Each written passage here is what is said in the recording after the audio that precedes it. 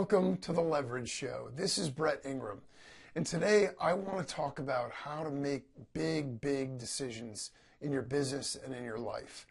You know, it's very difficult sometimes to break out of our pattern and our habits of what we do on a daily basis. And as unhappy or as bad as we may think things are, sometimes when we're faced with the idea of making a decision that would change everything, it's also so terrifying that we ultimately decide, you know what, maybe it isn't as bad as I thought it was. I'm just going to kind of stick with the way things are. And so I want to share with you a simple method for how you can make gigantic decisions, whether it's how to launch a new product in your business, whether or not you should, change the whole direction of the vision of your company, whether or not, you should make some major life change on a personal level. Big monumental changes are often very scary. As human beings, we're creatures of habit, and we tend to like things to be the way they are. And so unless we're really moved by something terrible into action to change, a lot of times we just sort of accept what we've got. And the idea of making a big decision is actually scarier than not doing it, because after all, then we're responsible. If things are happening to you in your life and you don't really do much about it, well, it isn't really your fault. It isn't really your doing. However, if you make a big decision and what if that's wrong or a big mistake, then, that's something that you sort of have to take ownership for. And so there's a simple way, and I've actually, over the years, I've heard a lot of different business experts and, self-development, personal development experts speak about, different life changes. And so I came up with this way to handle this that I think you'll find is really useful, and it's very comforting. One of the things that we want when we're going to make a big decision in our lives is we want to feel that we're doing the right thing. We want to feel that someone's got our back, or that, everything is going to ultimately be okay. And so here's the process. And this works again in business and in life. It's any big decision that you're having a hard time making, or having a difficulty with knowing what to do and what is right. So a lot of people will tell you, listen to your gut. And that's great advice in terms of trying to make a decision. But that won't often get you over the hump to sort of take the plunge and actually do what it is that you're trying to decide. So here's a method that I use that I think works really well. The first thing is to identify all of the possible negative outcomes of that decision. So let's say, for example, we'll just put it in business terms. Let's say that I want to launch a new product. And so I'm going to think about all the different things that would potentially go wrong. My company could lose enough money that, we could fail. The product could be a complete disaster. We could alienate all of our existing customers and get them upset with us. We could be overwhelmed and not have enough manpower to be able to handle the new business. It could muddy our vision. Whatever, like you go through all of the different possible negative outcomes. And you want to think about it from every perspective, from a financial perspective, from an emotional perspective, from a statistical and logistical perspective. Every possible perspective about how this decision can affect your life.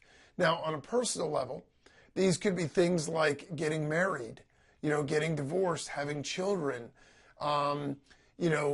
deciding whether to invest in a particular something with your life savings, whether or not to invest in this other particular thing for college, or whatever it is, any sort of major life decision, buying a new home, getting into investment real estate, any major decision that's going to have a big impact on your life and on your time, whether you want to sell your house and decide that you're going to buy a boat, or you're going to, travel around the world for the next 5 years at the expense of your retirement.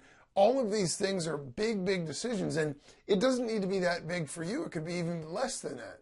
But if it's something that puts you in an uncomfortable position to think about, and you're having a very hard time making that decision, the first thing is to make a full list of all the things that can go wrong, all the negative stuff.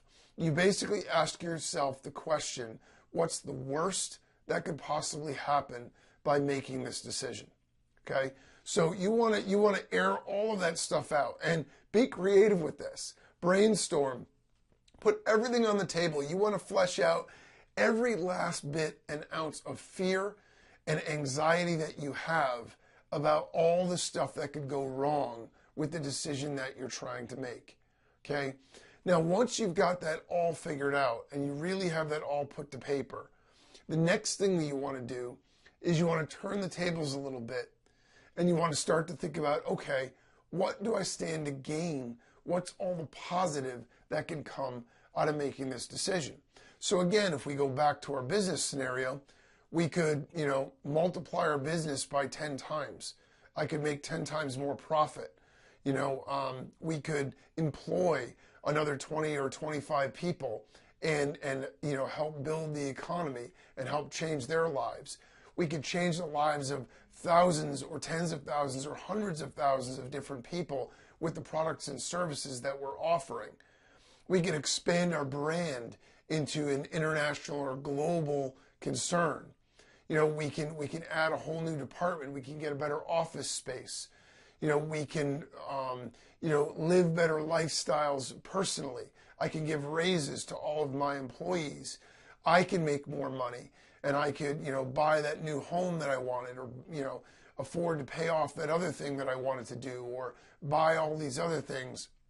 Whatever it is, again, all the positive stuff that you're going to get from being able to make that decision on a personal level, it could completely change my whole life. I could have this partner now that, we fulfill each other and make each other happy for the rest of our lives. We could have kids that, for the next, 20 to 25 years, we'll be able to spend time with and enjoy our experiences with, and it'll make our lives so much richer and more fulfilled. We could travel the world and we could see all of these different places that most people never even have an opportunity to do that. We can experience other cultures and, other food and other, scenic sites and cultures and all of these other things. And so you make a complete list and you do the same thing. You brainstorm. Don't leave anything on the table. Any and every little aspect that could be a positive for you, you want to write that down too. Now, here's where it differs a little bit. You may have heard this kind of idea before about making a decision. And most people would tell you, now, if the list of pros is better than the list of cons, the list of things you gain is bigger than the list of things that you'd sacrifice, do it. That isn't what I'm going to suggest here. What I'm going to suggest is you look at all the negative stuff, but you consider all the positive. You look at all the negative stuff, and then you ask yourself, if these things happened, if I'm going to risk this, and these things could happen, are those outcomes that I could live with? If that were to happen to me, if the worst things on this list were to happen, would I be okay with that? Could I accept that risk based on what I could stand to gain? And if that simple question for you in your gut tells you, yeah, you know what? I don't think this stuff's going to happen, but I could live with it. If I know I could gain all this, if it works, and there's a small chance that this stuff would happen, but it could, and I could live with that, then you go forward and you make the decision. If, on the other hand, you say, you know what, this would be catastrophic. I would feel like a failure, my life would end, then you know what? It's probably not the right decision for you to make. You probably don't want to do that. You either want to change the equation to minimize what some of those things are, or eliminate some of those things that would be the worst case scenario, or you want to not do it entirely. Because you don't want to put yourself in a situation where you constantly feel the pressure of the weight of this thing that would be catastrophic for you if it happens. So you basically make the decision based on, could I live with the outcome if this is what happened? And if the answer is yes, you go forward with it.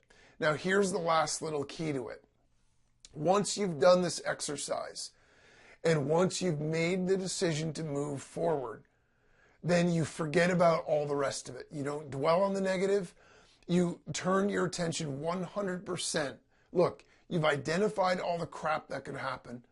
You've accepted the fact that this crap could happen. Now you turn your attention to, what do I do to make sure that crap doesn't happen, that I get the best possible outcome? And you start to make an action plan for how to push this thing forward to get the best possible outcome that you can. You don't fear it anymore. You don't worry about it anymore. You press on.